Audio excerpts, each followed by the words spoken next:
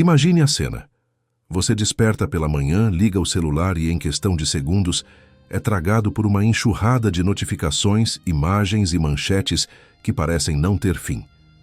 Vivemos cercados pela tecnologia mais sofisticada que já existiu, conectados a todos e a tudo, mas ao mesmo tempo, estranhamente desligados de nós mesmos. Disseram-nos que estamos vivendo o auge da civilização, que esta é a era dourada da informação, da eficiência e do conforto. Nunca tivemos tanto acesso, tantas liberdades, tantas possibilidades. Mas se tudo isso é verdadeiro, por que um número tão grande de pessoas carrega dentro de si uma sensação persistente de vazio?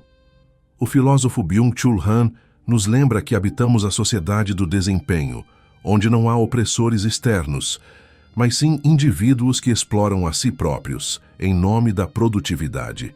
E é dessa autossabotagem silenciosa que nasce uma exaustão que não é apenas do corpo, mas da própria existência. A promessa era clara. Ciência, tecnologia e economia iriam nos entregar uma vida plena, segura e significativa. Mas diante da pergunta que ecoa na mente de tantos, é só isso? Percebemos o colapso dessa promessa e precisamos caminhar por entre as ruínas desse ideal para tentar encontrar uma chance de reconexão com o que realmente importa. Se você quer descobrir o segredo por trás das cortinas da sociedade moderna, fica comigo até o final, curte esse vídeo, inscreva-se no canal e seja bem-vindo ao fim da ignorância. Desde crianças ouvimos a narrativa de que vivemos no topo da história humana. Os livros escolares, os discursos políticos, as propagandas repetem a mesma mensagem.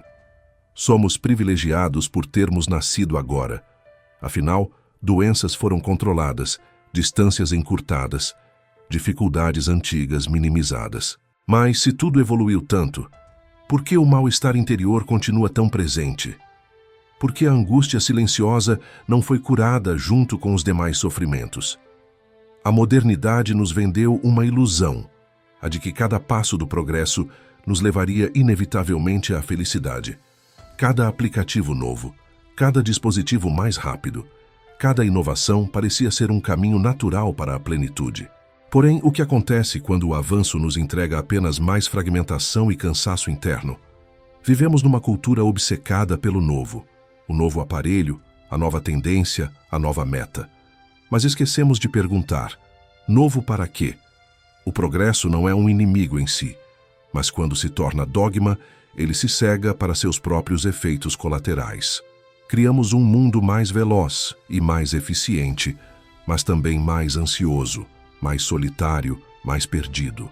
Erich Fromm já alertava que o ser humano moderno corre o risco de se transformar em um autômato, incapaz de perceber o que realmente deseja. Cercados de recursos externos, perdemos contato com a bússola interior. Acreditamos que a história caminha para o melhor, mas esquecemos que a tecnologia não ensina a lidar com uma alma ferida. Ela pode nos levar à lua, mas não nos ajuda a suportar o silêncio de um domingo vazio. A promessa da modernidade foi trocada por correria sem fim. Em vez de liberdade, nos entregaram hiperatividade. Em vez de sentido, nos ofereceram distrações contínuas. Aquela sensação de que algo vital foi deixado para trás não é falha de percepção, mas sinal de um sistema que colapsa diante de suas próprias ilusões. A questão não é negar avanços, mas encarar de frente a quebra dessa promessa e perguntar: quando paramos de caminhar para dentro e começamos apenas a correr para fora?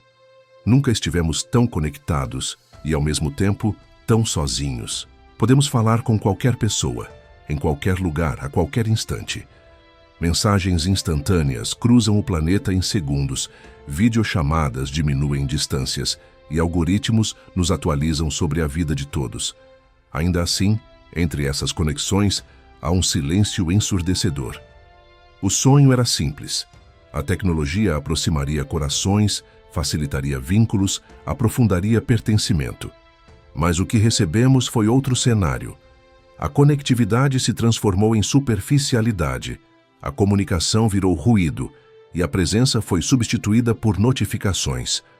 O filósofo Martin Buber diferenciou dois tipos de relações: O eu-tu, que é autêntico, vivo, humano, e o eu-isso, que é utilitário, instrumental, reduzindo o outro a objeto. O que a tecnologia fez foi nos afastar das relações eu-tu e nos mergulhar nas relações eu-isso.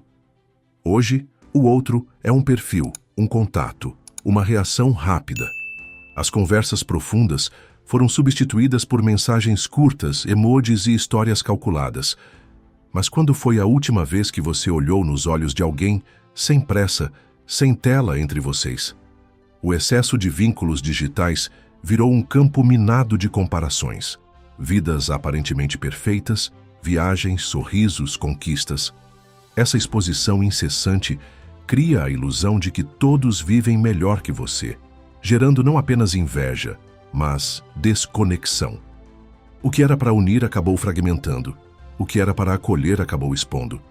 O que era para libertar acabou sufocando. E o pior é que nos acostumamos a isso. O visualizado substituiu a conversa. Os encontros viraram stories. E o silêncio, antes espaço de intimidade, foi invadido pela rolagem infinita. Não se trata de demonizar a tecnologia, mas de encarar o que permitimos que fosse arrancado de nós, a presença genuína, a comunhão real. Talvez o maior ato de rebeldia hoje seja simplesmente sentar-se com alguém, sem pressa, sem celular, e apenas escutar. O conhecimento sempre foi enxergado como um portal para a liberdade. Durante séculos, o privilégio de aprender e acessar informações estava reservado a poucos, e houve lutas intensas para que esse direito se tornasse universal. Mas agora nos vemos no extremo oposto. Nadamos em oceanos de dados, somos soterrados por estímulos e, paradoxalmente, sabemos cada vez menos sobre o que realmente importa. A internet surgiu como promessa de inaugurar uma era de sabedoria coletiva, mas o que recebemos foi uma avalanche de conteúdos fragmentados, opiniões rasas e distrações intermináveis. A informação deixou de ser um meio de reflexão e se transformou em mercadoria de consumo rápido. Um feed rolado sem pensar, um vídeo curto assistido sem absorção, uma manchete chamativa esquecida segundos depois. Não digerimos, não integramos, apenas consumimos em excesso. Passamos a viver em uma cultura que valoriza não o ser, mas o fazer. Pausar virou crime, descansar tornou-se vergonha, e o ócio passou a ser interpretado como pecado. Tudo gira em torno da performance. A produtividade deixou de ser apenas uma exigência e passou a se tornar identidade. Quem não rende, quem não entrega, quem não acelera, sente-se sem valor. Desde a infância, a corrida começa. O que você vai ser quando crescer? Nos perguntam antes mesmo de sabermos quem somos. E assim a vida se torna uma maratona de metas. Escola, vestibular, carreira, status, conquistas. Mas raramente alguém pergunta: para onde tudo isso está nos levando com tanta pressa? A psicóloga Marie-Louise von Franz, discípula de Jung, dizia que um dos maiores sofrimentos da era moderna é a perda do contato com o ritmo interno. Vivemos submetidos ao relógio externo, às metas e exigências de fora, enquanto ignoramos o tempo da alma, lento, cíclico, repleto de pausas necessárias. O trabalho, que poderia ser uma expressão do propósito, foi transformado em uma prisão invisível. Mesmo após o expediente, permanecemos conectados, disponíveis, ansiosos. As fronteiras entre vida pessoal e profissional se dissolveram. O celular, que deveria ser uma ferramenta de liberdade, tornou-se uma corrente que nos prende ao dever de estar sempre prontos para responder, resolver, entregar. Dessa engrenagem nasce uma exaustão que não é apenas corporal, mas existencial. É a fadiga de ser. É acordar cansado, dormir sem descansar, viver com a impressão de estar sempre em débito consigo mesmo. O sistema nos condicionou a acreditar que o valor de uma vida está em quanto ela produz, mas nenhum ser humano consegue ser máquina. Precisamos de vazios, de contemplação, de inatividade, não como meio de render mais depois, mas porque o descanso em si é sagrado. A tragédia de uma vida governada pela produtividade é que ela transforma a existência em tarefas, e quem vive apenas de tarefas esquece a arte simples e profunda de existir. Talvez o gesto mais radical da atualidade seja parar e perguntar: será que eu nasci apenas para funcionar? A modernidade ainda nos convenceu de que ser é ter, de que o valor humano se mede pelas marcas que veste, pelo carro que dirige, pelas experiências que exibe. O consumo deixou de ser necessidade e se tornou identidade. Desde cedo somos bombardeados com mensagens que prometem felicidade a uma compra de distância. Basta adquirir algo e, por alguns instantes, sentimos a ilusão de completude. Mas a satisfação evapora rapidamente e logo surge uma nova carência, um novo desejo, um novo vazio.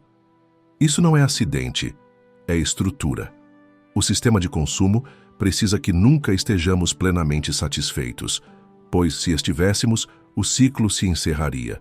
Por isso, somos mantidos em permanente estado de desejo, desejando coisas que não correspondem ao que de fato buscamos, tentando preencher um vazio cuja origem nem compreendemos. O mais cruel é que muitas vezes não compramos para nós mesmos, mas para sermos vistos, para nos sentirmos aceitos, incluídos, validados. As redes sociais amplificam esse jogo. Viramos vitrines ambulantes onde cada imagem tenta provar ao mundo que estamos vencendo. Mas o que sobra quando ninguém está olhando? O que resta quando as telas se apagam e ficamos sozinhos no quarto escuro? Para muitos, o que surge é um desconforto profundo, uma inquietação que nenhuma compra é capaz de silenciar. Jung dizia que aquilo que não chega à consciência retorna como destino. Enquanto não entendermos o que realmente nos move, seremos arrastados por desejos que não são nossos. E o consumo se encaixa exatamente nesse espaço. Tenta calar o vazio interno com soluções externas. Mas não existe objeto que preencha a alma desconectada de si. Existe uma diferença abissal entre escolher estar só e sentir-se sozinho mesmo rodeado de pessoas. A primeira é a solitude, uma solidão fértil, criativa, buscada conscientemente, que nutre e abre espaço para a introspecção, para que a alma respire e se reencontre. É a solidão dos filósofos, dos poetas, dos buscadores, que transformam o silêncio em templo interior. Já a segunda é a solidão que corrói, que não foi escolhida, mas imposta. É a solidão que se infiltra mesmo quando temos centenas de contatos, milhares de conexões, mas ninguém que realmente nos enxergue. É a solidão emocional que cresce em meio à conectividade, um isolamento invisível que se mascara de liberdade. As relações modernas se tornaram rasas. Falamos com muitos, mas raramente somos escutados de verdade. Compartilhamos fragmentos editados de quem somos, mas guardamos o essencial no silêncio. O tempo dedicado ao outro foi engolido pela pressa, a profundidade substituída pela conveniência. Não é a solidão nobre que cura, mas o isolamento disfarçado de autonomia que adoece. A modernidade glorificou tanto o individualismo que fez da autossuficiência um ideal absoluto. Você não precisa de ninguém. Tornou-se mantra de força, mas também de separação. Assim, fomos nos afastando não apenas dos outros, mas também de nossa necessidade natural de pertencimento. A psicologia analítica nos lembra que o ser humano é relacional, simbólico. Precisamos do olhar do outro para reconhecer partes de nós mesmos. Quando esse espelho é quebrado, algo em nós também se fragmenta. Jung dizia que a solidão mais profunda não nasce da falta de companhia, mas da impossibilidade de compartilhar o que é essencial em nós. E essa é a solidão do nosso tempo. Um grito que ninguém escuta, uma dor que não encontra nome, uma presença que se converteu em ausência sem aviso. Por isso é vital distinguir a solidão escolhida, que gera crescimento, daquela imposta, que se torna doença. Não falamos de estar só para florescer, mas de estar desconectado mesmo cercado por tantos. Esse não é um drama individual apenas, é um sintoma sistêmico de uma sociedade que valoriza mais a imagem do que o afeto, mais a performance do que a escuta, mais a independência do que a interdependência. A cura dessa solidão não está em aumentar o número de contatos, mas em resgatar a qualidade dos encontros. Encontros onde seja possível simplesmente estar, sem máscaras, sem pressa, sem o peso de ter que provar algo. Talvez o verdadeiro ato revolucionário, em meio a uma era de superficialidade, seja olhar alguém nos olhos e dizer: aqui, agora, podemos ser inteiros. E há momentos em que tudo silencia e surge a pergunta mais incômoda: é só isso? Essa interrogação não aparece em meio às distrações do cotidiano, nem nos ruídos do feed, mas no silêncio profundo da madrugada, quando o corpo está cansado demais para sustentar máscaras. Surge em um domingo vazio, no olhar perdido diante do espelho, entre uma meta e outra que já não fazem sentido. Esse é o grito abafado da alma. É quando percebemos que todas as conquistas, exibições e provas que tentamos acumular não preenchem. As certezas desmoronam, os papéis sociais perdem força e nos encontramos diante de um vazio impossível de ignorar. A modernidade nos treinou a não ouvir esse grito. Sempre que ele ameaça emergir, o sistema oferece distração, entretenimento, consumo, mais desempenho. O sistema teme a pausa, porque é nela que começamos a enxergar. E ao enxergar, começamos a questionar. Jung chamou esse mergulho de a noite escura da alma, um colapso das estruturas externas que sustentavam o ego e que abre espaço para algo mais verdadeiro surgir. É um processo doloroso, sim, mas essencial, pois o que nasce dali já não é uma identidade fabricada para agradar o mundo, mas a autenticidade do ser. O que emerge dessa noite escura não é mais a versão moldada para agradar expectativas externas, mas a essência que permanecia sufocada sob camadas de papéis, máscaras e comparações. E a grande verdade que se revela é dura, mas libertadora. Nenhum título, nenhum bem material, nenhum número de seguidores será capaz de substituir a experiência de estar inteiro consigo mesmo. Nenhuma validação vinda de fora será suficiente para alguém que perdeu contato com a própria alma. O grito silencioso da existência não pede soluções rápidas, ele exige escuta. Ele clama por coragem, por um retorno à autenticidade. E isso não pode acontecer enquanto continuarmos anestesiados pelo automático, correndo atrás de padrões e expectativas que nunca se saciam. É preciso ter ousadia para parar e olhar para dentro, atravessar o desconforto, tocar nas feridas que foram ignoradas. Só assim o vazio se revela não como ausência, mas como chamado. Um chamado para viver de maneira diferente, para existir com presença, para amar sem máscaras, para se reconhecer além das ilusões. Quando respondemos a esse chamado, algo se transforma. A dor silenciosa vira despertar, o desespero se converte em direção. A sensação de perda se torna nascimento. É preciso coragem para desacelerar num mundo que premia apenas a pressa. É preciso força para escolher a gentileza, quando tudo ao redor ensina dureza. É preciso presença para estar de verdade com alguém, e antes disso, consigo mesmo. Talvez a maior revolução do nosso tempo não seja tecnológica, mas espiritual. Não está nas máquinas, mas na reconexão com o que nos torna humanos, a simplicidade, o silêncio, o afeto, a presença, o agora. O sentido da vida não está na corrida incessante pelo próximo objetivo, mas no florescer que acontece quando paramos de correr e começamos a escutar o que já está dentro de nós. O vazio que sentimos não é defeito, é sinal. É um lembrete de que nos afastamos de algo essencial. E quando paramos para ouvi-lo, descobrimos que ele não está ali para nos esmagar, mas para nos conduzir de volta ao caminho da inteireza. Ele nos empurra para uma vida com mais verdade, mais presença, mais humanidade, porque no fim, a grande pergunta não é quanto fizemos ou quanto conquistamos, mas o quanto estivemos realmente presentes enquanto vivemos. No meio de tanto barulho, você já parou para escutar o que a sua alma está tentando dizer? Se essa reflexão despertou algo dentro de você, deixe nos comentários o que ressoou mais forte. E não se esqueça de curtir este vídeo, compartilhar e se inscrever no canal O Fim da Ignorância. para juntos transformarmos ruído em reflexão e solidão em encontro verdadeiro.